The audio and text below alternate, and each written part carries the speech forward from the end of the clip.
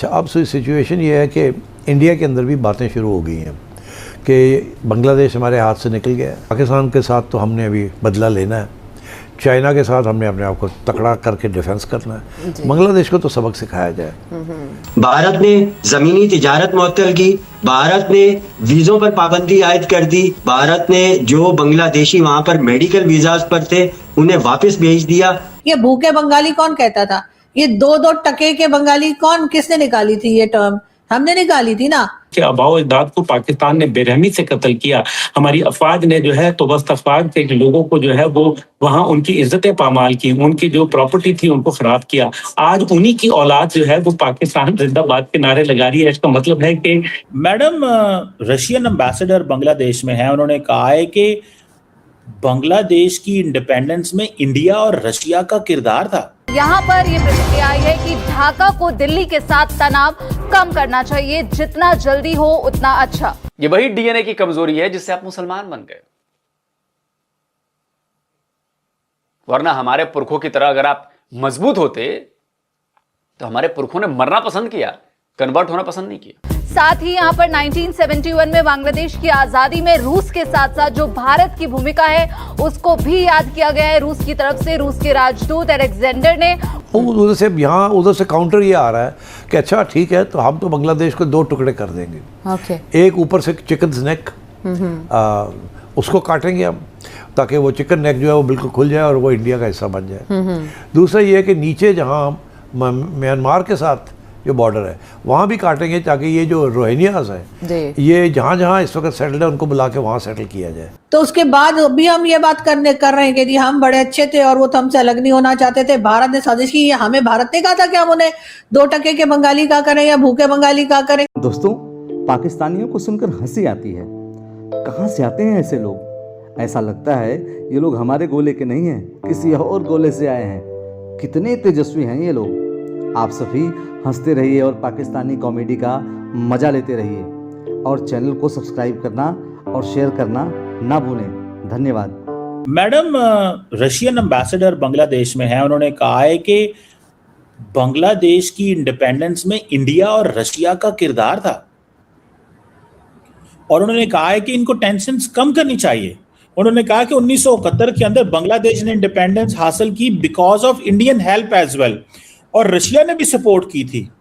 तो मैडम ये बात तो साबित हो गई कि पाकिस्तान को तोड़ने में इंडिया का और रशिया का किरदार है। मैडम क्या कहेंगी आरजू काज़मी साहबा? तो ये तो सर आप लोगों को ब्रेकिंग न्यूज है सर, ये है सर, ये ब्रेकिंग न्यूज लग रही है आपको? आप लोगों को अभी इतने 50 साल से ऊपर हो गए बांग्लादेश बने हुए, आप लोगों को अभी तक यही नहीं पता लगा? आज उनके मुंह से दोबारा निकला है ना सर। मुंह से क्या दोबारा निकला सर? वो जो 93,000 ने जो हथियार डाले थे वो क्या था? वो जाहिर है कि जब भारत साथ दे रहा था बांग्लादेश बनने में, और ये और बात है कि बहुत से हमारे जो सीनियर्स हैं, हसन निसार साहब और कई दूसरे लोग, वो ये कहते हैं कि गलती हमारी थी, हम ही जो है वो बांग्लादेश के लोगों के साथ ठीक नहीं रह रहे थे, हमने ही उनका मैंडेट चोरी किया था शेख मुजीब को उस जमाने में, और सब कुछ हम ही गलत कर रहे थे। लेकिन ये कि हाँ ठीक है, फिर बीच में भारत भी आ गया था जब उनके मदद करने के लिए, तो बस फिर तो बिल्कुल ही आपको पता है कि एकदम ही काया पलट हो गई थी। फिर तो कहानी कहीं की कहीं चली गई।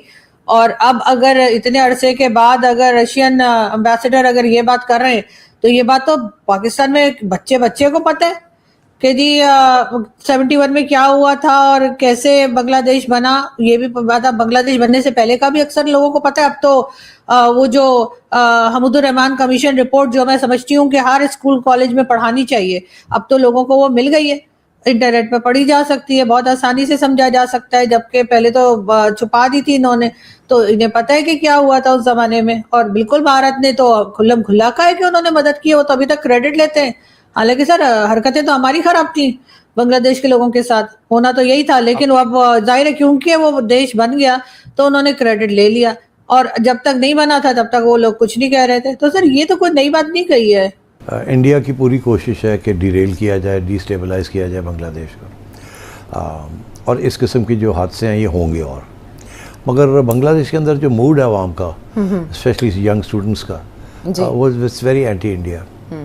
अच्छा, अब सिचुएशन ये है कि इंडिया के अंदर भी बातें शुरू हो गई हैं कि बांग्लादेश हमारे हाथ से निकल गया, पाकिस्तान, चाइना, बांग्लादेश का एक नेक्सस बन रहा है, एक ट्रायंगल बन रहा है। This will threaten India. Pakistan के साथ तो हमने अभी बदला लेना है, चाइना के साथ हमने अपने आप को तकड़ा करके डिफेंस करना है। बांग्लादेश को तो सबक सिखाया जाए कि ये ना हो कि ये भी हिस्सा बन जाए। तो पुराने ज़माने में ये इल्ज़ाम लगता था कि बांग्लादेश के बॉर्डर के ज़रिए पाकिस्तान की जिहादी जो है वो इन्फिल्ट्रेट कर रहे थे इंडिया में। ये झूठा सा इल्ज़ाम था, मगर इल्ज़ाम ये लगता था। ठीक, यहाँ से border cross LOC to Kashmir, उधर से बांग्लादेश से। अच्छा, तो अब वो जब फिर हसीना की गवर्नमेंट आई तो वो सब ख़त्म हो गया। Pakistan was persona non grata, India जम गया वहाँ। हसीना की गवर्नमेंट के दौरान जमात इस्लामी के ऊपर बहुत सख्त तशद्दुद हुआ। Jamaat Islami was a रीजनबली popular party, मगर बहुत तशद्दुद हुआ, बड़े लोगों को सज़ाए मौत भी दी गई। जी, जमात इस्लामी के रहनुमाओं का हम सिलसिला सुनते रहे अरसे बाद। अब सूरत हाल ये है कि वहाँ एक खला पैदा हो गई है। खालदा ज़िया जो है वो बीमार है जी, she is not able to put up a defence, ventilator पे भी उन्हें डाल दिया गया और वैसे भी उनकी कोई ख़ास पॉपुलैरिटी वहाँ नहीं है। तो अब यहाँ एक अनपॉपुलर फोर्स फारग हो गई है, अवामी लीग, और दूसरी फोर्स है नहीं कोई, एक खला है। जो लोग देख रहे हैं इस चीज़ को, उनको ऐसे लग रहा है कि अगली इलेक्शन में जमात इस्लामी शायद इलेक्शन ना जीत जाए, या बहुत बड़ी अक्सरियत के साथ या बहुत बड़ी सिग्निफिकेंट वोटिंग के साथ वो पार्लियामेंट के अंदर आके गवर्नमेंट को, अगर ऐसी सिचुएशन होगी तो इंडिया तो मर जाएगा। तो वो तो फिर एक इस्लामी महाज खड़ा हो जाएगा अगेंस्ट इंडिया जी। तो आई थिंक और पाकिस्तान के साथ तो बिल्कुल सेट हो जाएंगे वो।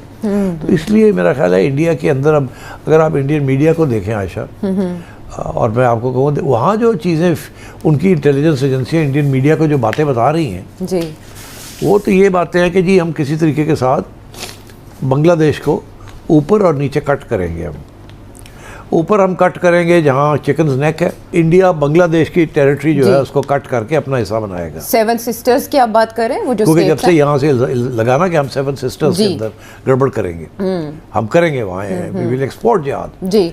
तो ये भी उस समय यहाँ लोगों ने कह दिया बांग्लादेश के अंदर जी, बिल्कुल। नेशनल सिटीजन पार्टी के लीडर हैं, उनका बयान बहुत चला इंडिया में।